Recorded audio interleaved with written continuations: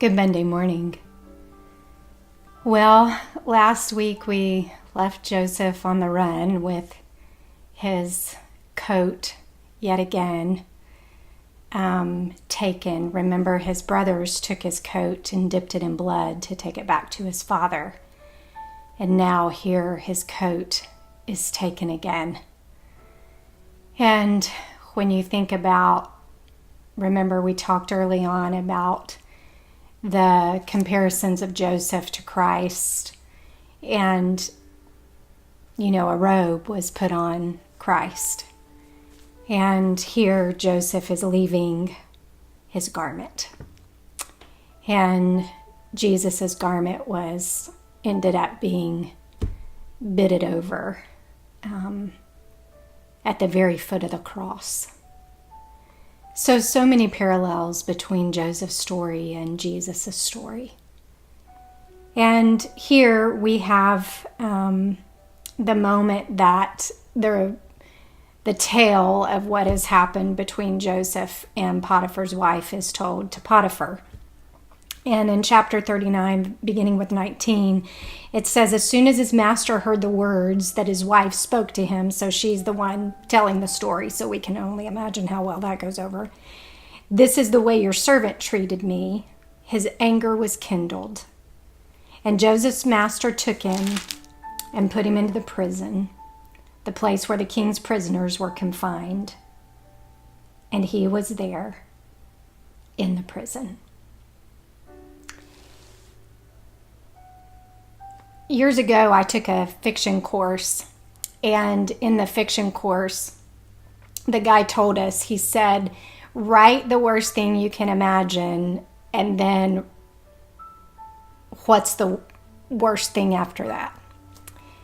Well, that kind of feels like Joseph's story, doesn't it? It's like if you would send this as a fiction, as a novel to an editor, the editor would send you back the word implausible. Like, you at least have to make it remotely seem real, because the pain in Joseph's story just is exponential.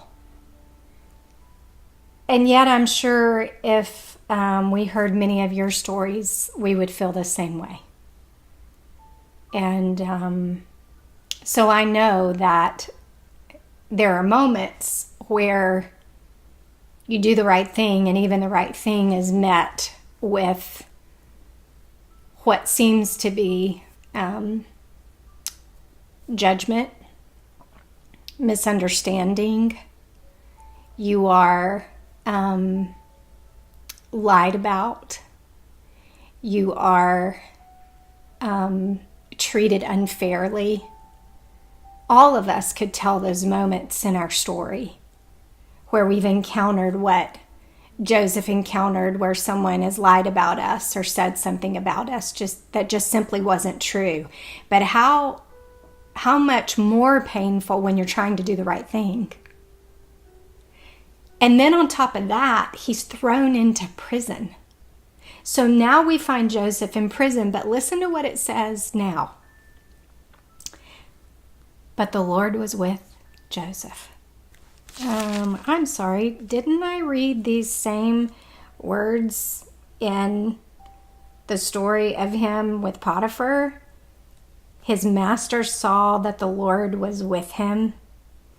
In verse 3, in verse 2, it says the Lord was with Joseph and he became a successful man.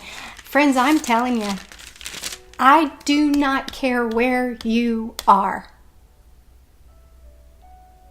I don't care if you're the favored son. I don't care if you're in the palace or if you're in the prison cell. When you are God's, God is with you. God is with us, working for our good, working on our behalf. For what man means for evil, God meant for good. I've heard it said before, and I'll say it to you now. I would rather be in a prison cell with God than in a palace without him. I believe Joseph would say the same thing.